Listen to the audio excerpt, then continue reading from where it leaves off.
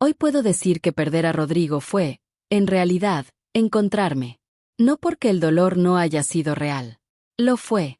Hubo noches que pensé que no iba a poder levantarme del día siguiente.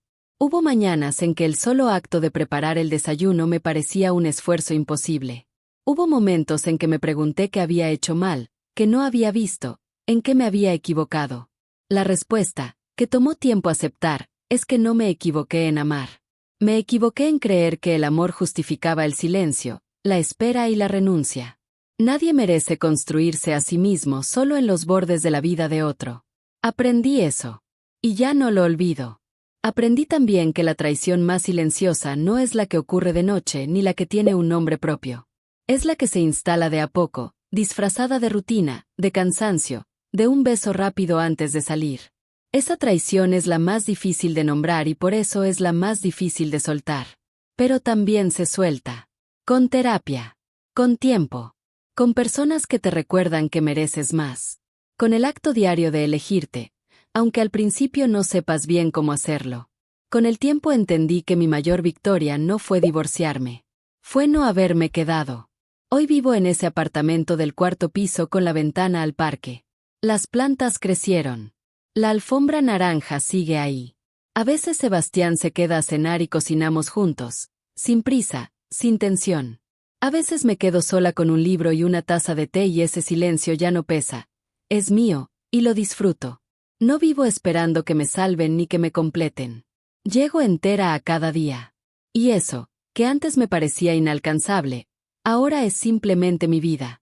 Si hubieras cruzado esa puerta conmigo aquel martes y me hubieras dicho que un año después estaría aquí, tranquila, construyendo desde cero con los pies firmes, no te lo habría creído. Pero esa es la cosa con el dolor verdadero. Cuando lo atraviesas de verdad, sin atajos, sin anestesia, te deja más viva de lo que estabas antes. No borraría lo que pasó. Me formó.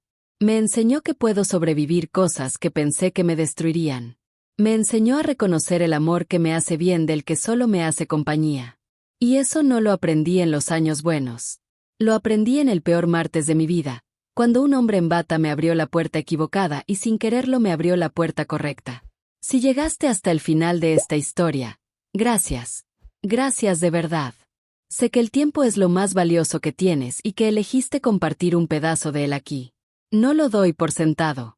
Si esta historia removió algo en ti, si te hizo pensar, si te dio fuerza o simplemente te acompañó en un momento difícil, te pido que te suscribas al canal. Ese gesto tan simple hace que más personas puedan encontrar estas historias cuando más las necesitan. Y si quieres dejar un comentario contándome qué fue lo que más te resonó, o si tienes una historia propia que quieras compartir, aquí estoy. Este canal es un espacio de verdad, sin filtros, sin finales perfectos. Solo historias reales de mujeres reales que eligieron seguir adelante. Suscríbete, comparte. Y sobre todo, recuerda esto. Mereces un amor que no te pida que te hagas pequeña para caber. Mereces honestidad, respeto y la libertad de ser exactamente quien eres. Y si hoy todavía no lo tienes, eso no significa que no lo merezcas. Significa que todavía no has llegado a donde vas. Yo llegué. Y tú también puedes. Cocinaba lo que quería. Dejaba los platos para el día siguiente si estaba cansada. Bailaba en la cocina sin que nadie mirara. Me compré flores para mí sin esperar que nadie se las pensara primero. Aprendí que la libertad no es un lugar ni una persona. Es una práctica diaria. Y que a veces, para practicarla, primero hay que perder todo lo que te la impedía. Un día, mientras revisaba unos archivos de trabajo en una cafetería, mi abogada me llamó. Valentina, el divorcio está finalizado. Me quedé quieta con el teléfono en la mano. Miré alrededor. La gente seguía con su día. El barista preparaba cafés. 2 señoras en la mesa de al lado hablaban de sus nietos. El mundo giraba igual. Pero algo dentro de mí se había acomodado. Colgué y me permití llorar. Ahí, en la cafetería, sin esconderme. No eran lágrimas de tristeza. Eran de descanso. De cierre. De la persona que finalmente puede soltar algo que llevaba cargando mucho tiempo sin darse cuenta de cuánto pesaba. A partir de ese día, dejé de mirar atrás. Si llegaste hasta aquí, quiero que sepas que valoró enormemente tu tiempo y tu compañía. Este canal existe porque creo que las historias reales tienen el poder de sanar, de recordarnos que no estamos solos, que lo que sentimos tiene nombre y que siempre, siempre hay una salida. Si esta historia te tocó de alguna manera, suscríbete ahora. Ese clic pequeño hace que más historias como esta lleguen a más personas que las necesitan. Y si conoces a alguien que esté pasando por algo parecido, comparte este video con esa persona. A veces el gesto más pequeño hace la diferencia más grande. Unos meses después de que el divorcio quedara en firme, una amiga me invitó a una cena en su casa. No tenía muchas ganas, pero Marcela tiene ese tipo de insistencia cariñosa que es difícil rechazar. Ahí conocí a Sebastián. No llegó con frases ensayadas ni con el tipo de seguridad que intenta impresionar. Llegó tarde, con una planta bajo el brazo como regalo para Marcela, y se sentó a mi lado porque era el único lugar disponible. Hablamos de música en un principio, luego de libros, luego de ciudades que ninguno de los dos había visitado todavía pero que ambos teníamos en alguna lista mental. Era tranquilo. Escuchaba de verdad, no esperando su turno para hablar, sino procesando lo que yo decía antes de responder. Y en algún momento de la noche me preguntó algo que nadie me había preguntado en mucho tiempo. ¿Qué es lo que más te gusta hacer cuando no tienes que hacer nada? Me detuve. Pensé de verdad la respuesta. Y al responderla, me di cuenta de que ya sabía la respuesta, que ya tenía una respuesta propia. Eso fue lo que me dijo todo lo que necesitaba saber sobre esa persona. No le conté mi historia esa noche. Ni la siguiente. Sebastián no presionó. No preguntó más de lo que yo ofrecía. Simplemente siguió apareciendo, como alguien que no tiene urgencia pero tampoco tiene dudas. Cuando al fin le conté lo que había pasado, meses después, me escuchó sin interrumpir, sin gestos de lástima ni de escándalo. Al terminar, se quedó un momento en silencio y dijo: «No merecías nada de eso». 4 palabras. Simples. Sin adornos. Pero dichas con una convicción tan tranquila que sentí que algo que llevaba mucho tiempo apretado en mi pecho se aflojaba por fin. No llegó a salvarme, porque yo ya me había salvado sola. Llegó cuando ya estaba entera. Y eso fue lo que lo hizo diferente. Con Rodrigo, el amor era algo que yo administraba con cuidado para no perderlo. Con Sebastián, el amor llegó sin esfuerzo, sin miedo, sin la sensación de que podía romperse si ocupaba demasiado espacio. Por primera vez, amar no dolía. Rodrigo intentó volver. Varias veces. Sus mensajes fueron mutando de la justificación a la nostalgia, de la nostalgia al reclamo. Una tarde, sin previo aviso, apareció en el lugar donde trabajo. Lo vi entrar desde lejos. Sentí el estómago apretarse por un segundo, ese reflejo físico que el cuerpo tarda en olvidar incluso cuando la mente ya soltó. Pero solo duró un segundo. Se acercó. Estaba distinto. Más delgado, más serio. Te extraño, Valentina. Lo miré. Lo miré de verdad, sin rabia, sin necesidad de herirlo, pero también sin ninguna tentación de volver. Yo no, respondí. Y era la verdad más limpia que había dicho en mucho tiempo. Se quedó ahí un momento, procesando lo que acababa de escuchar. Y yo me di vuelta y seguí con mi día. Cerrar esa puerta no fue un acto de rabia. Fue un acto de amor propio. De respeto por la mujer en que me había convertido y que nunca más iba a aceptar migajas de nadie. A la mañana siguiente, con los ojos hinchados y las manos temblando, tomé el teléfono y busqué el número de una abogada que una amiga me había recomendado meses atrás, en broma, en una conversación que yo había descartado con una risa incómoda. Marqué sin pensarlo 2 veces. Necesito asesoría para iniciar un divorcio, dije, y mi propia voz me sonó a otra persona. Más firme, más distante, como si las palabras vinieran de un lugar dentro de mí que todavía no había sido herido. La abogada me recibió ese mismo día. Rodrigo no se enteró del proceso por mi boca. Se enteró cuando llegaron los papeles. No me arrepiento de eso. Había agotado cada conversación posible con él en 11 años. Ya no le debía una más. La abogada me miró al otro lado del escritorio con una mezcla de profesionalismo y algo que parecía comprensión genuina. ¿Estás segura de que esto es lo que quieres? El proceso puede ser largo y complicado. Yo ya estoy en lo complicado, respondí. Solo quiero salir. Firmamos los primeros documentos en silencio. Cada trazo de bolígrafo sobre el papel era una declaración. Una pequeña victoria sobre el miedo. Una cicatriz abierta que al mismo tiempo prometía sanar. Salí de ese despacho con los ojos ardiendo pero la espalda recta. Volví al apartamento cuando sabía que Rodrigo estaría dormido. Entré despacio. Caminé por el pasillo que había recorrido miles de veces y que ahora me parecía el pasillo de la casa de alguien más. Hice las maletas en silencio. No llevé todo, solo lo esencial. Las fotografías de los viajes, algunas prendas, mis libros, los papeles importantes.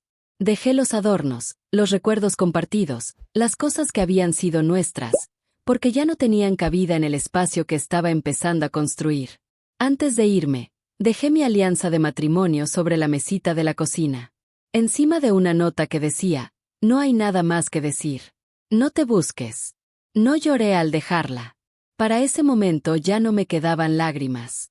Solo quedaba dignidad. Y eso, descubrí, pesa más que cualquier anillo de oro. Salí sin que él se despertara. Cerré la puerta del apartamento con cuidado, como quien cierra un capítulo que ya fue leído hasta el final. Era la primera vez en 11 años que me elegía a mí. Las semanas que siguieron fueron de una soledad que dolía en los huesos. Rodrigo escribía mensajes. Al principio con explicaciones, luego con ruegos, después con promesas. Decía que había sido un error, que lo nuestro era más grande que cualquier tropiezo, que nunca más. Las palabras cambiaban, pero el fondo era siempre el mismo. Quería que yo absorbiera el daño y siguiera como si nada. No respondí ninguno. No porque no tuviera cosas que decirle. Tenía miles. Sino porque entendí que ninguna conversación me iba a devolver lo que se perdió. Ya no se trataba de él. Se trataba de mí. Doña Carmen también intentó contactarme. Sus mensajes eran más sutiles, más envueltos en la lógica de la familia primero y los hombres cometen errores. Los leí una sola vez y los borré. Borré también su número. Sin ceremonia, sin drama. Con la misma calma con que se cierra una ventana cuando hace frío. Mis amigas, Claudia, Patricia y Marcela, me abrieron sus casas y sus brazos sin hacer preguntas innecesarias. Me dieron una cama, comida, compañía. No intentaron arreglarme ni darme discursos. Solo estuvieron. Y a veces eso es lo único que se necesita, que alguien esté. Con ellas volví a reír por primera vez en semanas. Tímidamente al principio, como si tuviera que pedirle permiso al dolor para hacerlo. Pero la risa volvió. Siempre vuelve. Busqué terapia a las pocas semanas. No porque alguien me lo pidiera, sino porque entendí que las heridas que no se atienden no desaparecen, solo se disfrazan. La primera sesión fue dura. Conté mi historia a una desconocida y sentí que la estaba contando por primera vez de verdad, sin suavizarla, sin buscar justificar a nadie. Mi terapeuta me escuchó con atención, sin juzgarme, sin darme respuestas prefabricadas. ¿Cuánto tiempo llevabas sin escucharte a ti misma? Me preguntó en un momento. La pregunta me dejó sin respuesta, porque la verdad era que no lo recordaba. En esas sesiones empecé a descubrir cosas. Que había aprendido a hacer pequeño mi espacio para que el de Rodrigo fuera más grande. Que confundía ceder con amar. Que guardaba silencios por miedo a molestar y que esos silencios acumulados se habían convertido en una coraza que me impedía ver con claridad. También descubrí heridas antiguas que no tenían nada que ver con Rodrigo. Patrones aprendidos desde mucho antes. Y entender eso no fue fácil, pero fue necesario. La terapia no me curó. Me enseñó a sanarme. Volví al trabajo con más energía de la que esperaba. Hay algo en el dolor que, cuando se procesa bien, se convierte en combustible. Me sumergí en proyectos. Acepté encargos que antes habría rechazado por miedo al fracaso. Asumí responsabilidades nuevas. Me rodeé de personas que me veían por lo que hacía, no por lo que había perdido. Pero eso no fue lo peor del proceso. Lo más difícil fue aprender a estar sola sin confundirlo con soledad. Hay una diferencia enorme entre estar sola y sentirse sola. Lo aprendí de noche, cuando el apartamento donde vivía temporalmente con Claudia quedaba en silencio y yo me sentaba frente a la ventana con un té caliente. Al principio esos momentos me llenaban de angustia. Después empezaron a saber a descanso. Me inscribí en un curso de fotografía que Rodrigo siempre había descartado con un gesto condescendiente. Eso no tiene salida, decía. Entré el primer día de clases con el corazón acelerado y la sensación de estar haciendo algo prohibido. Y al salir, 2 horas después, me sentí más mía que en mucho tiempo. Meses después, conseguí un apartamento propio. Pequeño, en un cuarto piso sin ascensor, con una ventana que daba a un parque. No era gran cosa, pero era mío. Lo fui llenando despacio, con cosas que me gustaban a mí. Plantas. Libros apilados en el suelo porque aún no tenía librería. Una alfombra naranja que Rodrigo habría odiado. Dormía en el centro de la cama con los brazos abiertos y por primera vez en años no esperaba a que el sueño de nadie más me marcara los tiempos. Empujé la puerta antes de que él pudiera reaccionar. No lo pensé. El cuerpo lo hizo solo. Y lo que vi me arrancó el aire de los pulmones de una sola vez. Sentada en el sofá de la sala de su madre, con las piernas cruzadas y una copa de vino en la mano, estaba Andrea Fuentes, la exnovia de Rodrigo, la mujer con quien había terminado, según él, 2 años antes de conocerme. La mujer sobre quien siempre me dijo, es pasado, Valentina, no hay nada que hablar. Llevaba puesto apenas una camiseta larga y nada más. Estaba tan tranquila, tan instalada, tan absolutamente cómoda, que por un momento pensé que era yo la que estaba en el lugar equivocado. Me miró sin moverse, sin bajar la copa, con una sonrisa lenta que me atravesó el alma de parte a parte. La sala estaba impecable, sin herramientas, sin polvo, sin nada que sugiriera ninguna reparación. Las velas estaban encendidas. Había música suave de fondo. Todo olía a comida reciente y a perfume caro. No había ninguna gotera. No había ninguna reforma. Solo había una mentira sostenida por meses, construida con paciencia, con detalle, con la complicidad de al menos 2 personas que yo llamaba familia. Rodrigo intentó hablar. Abrió la boca y lo que salió fue tan predecible que casi me dio vergüenza escucharlo. Valentina, esto no es lo que parece. Lo que pasó después lo cambió todo. Porque Andrea dejó la copa sobre la mesa con calma, se puso de pie y dijo, mirándome directamente a los ojos. Yo creo que sí es exactamente lo que parece. No había culpa en su voz. No había incomodidad. Solo una certeza tranquila que me hizo entender que esto no era nuevo para ella. Que ella sabía exactamente dónde estaba parada y que no le importaba en lo más mínimo que yo también lo supiera ahora. Rodrigo no la contradijo. No dijo nada. Y ese silencio suyo fue más destructivo que cualquier confesión. Fue entonces cuando escuché pasos desde la cocina. Doña Carmen apareció en el umbral con un trapo entre las manos y una expresión que oscilaba entre la culpa y el alivio de quien lleva demasiado tiempo cargando un secreto. Me miró. Y en ese momento lo entendí todo. Ella lo sabía. Llevaba semanas, quizás meses, sabiéndolo. Había prestado su apartamento, su espacio, su complicidad. Cada vez que Rodrigo venía a ayudarla, ella se hacía a un lado para que ellos dos tuvieran su lugar. Yo, mientras tanto, esperaba en casa, cocinaba, guardaba silencio, le llevaba tortas de cumpleaños y la llamaba los domingos. La había tratado como a una segunda madre. Valentina, hija, cálmate. Podemos explicar esto, dijo ella, sin mirarme a los ojos. No respondí. No tenía nada que decirle a ninguno de los tres. Las palabras se me habían ido. Solo quedaba una claridad fría y cortante, como el filo de un cuchillo que finalmente corta limpio después de haberse oxidado por años. ¿Cuánto tiempo? Pregunté. Solo eso. Solo esa pregunta. Fue doña Carmen quien respondió, porque Rodrigo seguía sin poder abrir la boca. Se volvieron a ver hace casi un año. Un año. Un año entero de abrazos mentidos. De cenas en silencio. De besos fríos en la mañana. De estoy cansado y fue un día largo y mañana hablamos. Un año construyendo una rutina falsa mientras él construía otra vida en el mismo apartamento donde yo le llevaba flores de cumpleaños a su madre. Sentí que el piso desaparecía bajo mis pies. Rodrigo intentó tocar mi brazo. Me aparté como si su mano quemara. No lo miré. No podía. Ya no reconocía ese rostro. Valentina, escúchame, insistió, con una voz que temblaba. Cometí un error terrible, pero no quiero perderte. Quise reírme.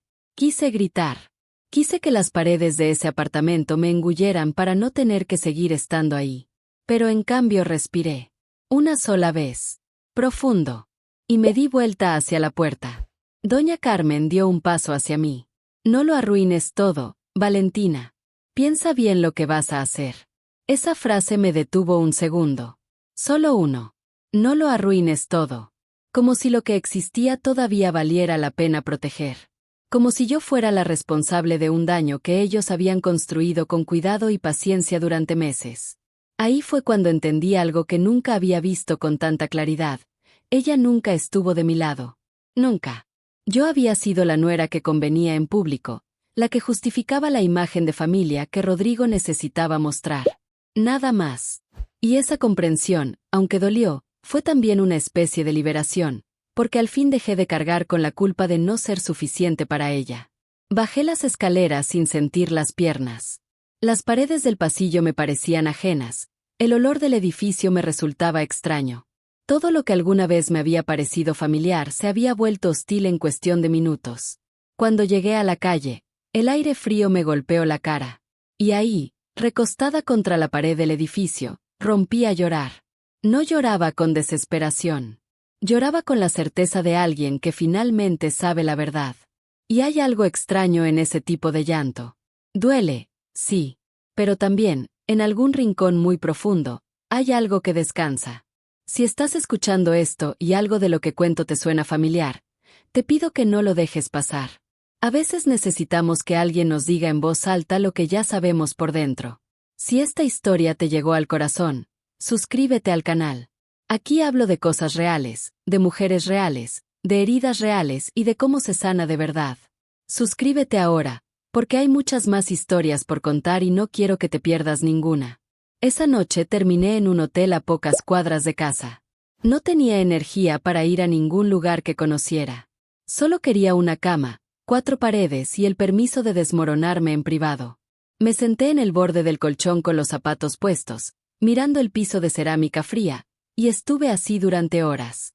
Sin televisión, sin música, sin teléfono. Solo con el peso de lo que acababa de ver, que seguía dando vueltas en mi cabeza como una escena de película que no podía parar. Revisaba los momentos. Cada detalle. Cada estoy cansado. Cada mamá me necesita. Cada fin de semana que pasé sola convenciéndome de que eso era normal en los matrimonios maduros. Cada vez que guardé una pregunta para no parecer pesada. 1 año. 365 días de una mentira administrada con cuidado. No dormí. Hay momentos en la vida que te parten en dos. Un antes y un después tan marcado que casi puedes señalar el segundo exacto en que tu mundo dejó de ser el mismo. El mío ocurrió un martes cualquiera, cuando decidí hacer algo que nadie esperaba, ni siquiera yo misma. Esa decisión me costó todo lo que creí tener. Pero también me devolvió algo que llevaba años perdiendo sin darme cuenta. A mí misma. Si llegaste hasta aquí, quédate. Porque lo que estoy a punto de contarte no es solo mi historia. Es la historia de muchas mujeres que amaron demasiado a quien no merecía ni la mitad. Y si algo de lo que escuches hoy resuena en tu corazón, te pido que te suscribas al canal antes de seguir. Aquí hablamos de verdades que duelen, pero que también liberan. Dale clic al botón de suscribirse ahora, porque historias como esta necesitan llegar a quienes más las necesitan. Me llamo Valentina Ríos. Tengo 37 años. Y durante 11 años de mi vida construí lo que creí era un hogar sólido, un amor real, una familia de la que sentirme orgullosa. Hoy sé que construí sobre arena.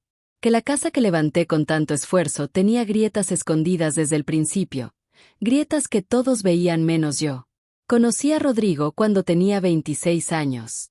Yo estudiaba diseño gráfico. Él era ingeniero civil con ese tipo de presencia que llenaba los cuartos cuando entraba. Seguro, elegante, con una sonrisa que hacía creer que el mundo era un lugar más amable. Nos presentaron en la boda de una amiga común y recuerdo que esa noche no paré de reír. Tenía una manera de hablar que te hacía sentir la persona más interesante de la sala. Y yo, que crecí en una familia donde el amor se demostraba poco con palabras, caí rendida ante alguien que parecía tenerlas todas. Nos casamos 3 años después, en una ceremonia pequeña pero llena de emoción. No tuvimos hijos, aunque lo intentamos. Eso también fue una herida que nunca nombramos del todo, que quedó flotando entre los dos como una deuda que ninguno sabía cómo saldar. Con el tiempo, el silencio sobre ese tema se convirtió en otro silencio más, apilado sobre otros tantos. Pero yo me convencí de que lo nuestro era especial, que los matrimonios maduros no necesitan fuegos artificiales, que la estabilidad era suficiente, que la costumbre también era una forma de amor. ¡Qué equivocada estaba! El primer signo de que algo no andaba bien no fue un grito ni una pelea. Fue un silencio. El celular de Rodrigo, siempre boca abajo sobre la mesa. Siempre en silencio. Siempre en su bolsillo. Al principio pensé que era estrés del trabajo. Él manejaba proyectos grandes, viajaba con frecuencia, tenía reuniones que se extendían hasta tarde.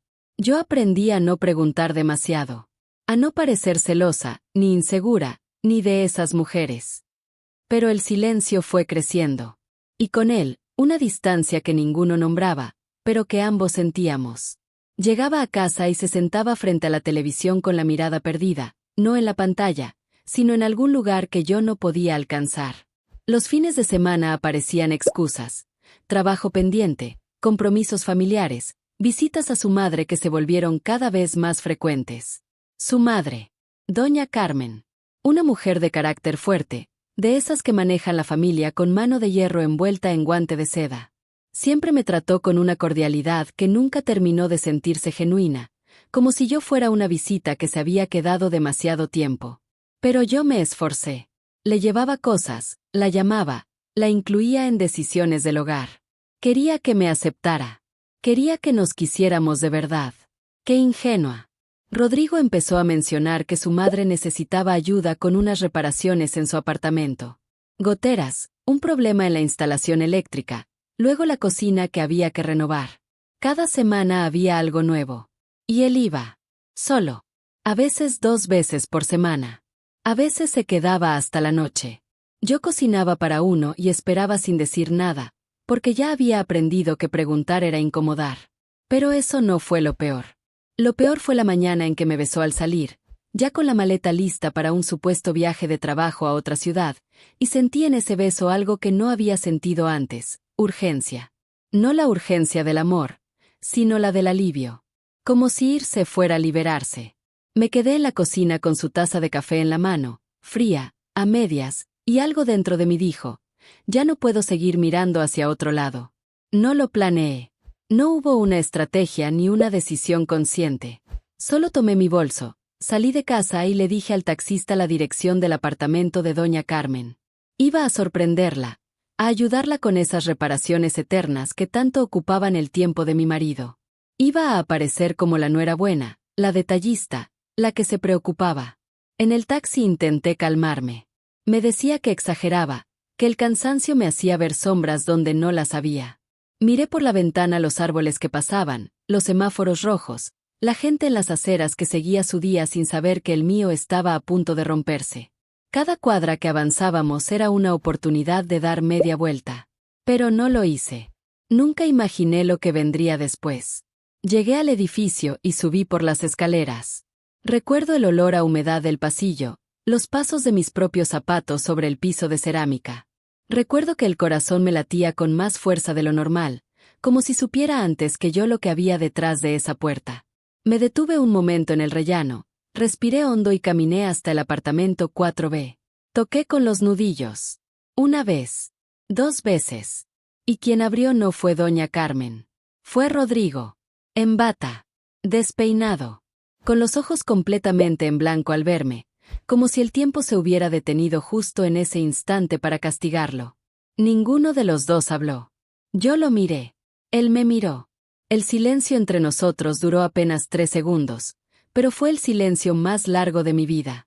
Tenía el cabello húmedo. Olía a perfume que no era el suyo. Y entonces, desde adentro del apartamento, llegó una risa. Femenina. Suave. Completamente cómoda. Como la risa de alguien que está en su casa.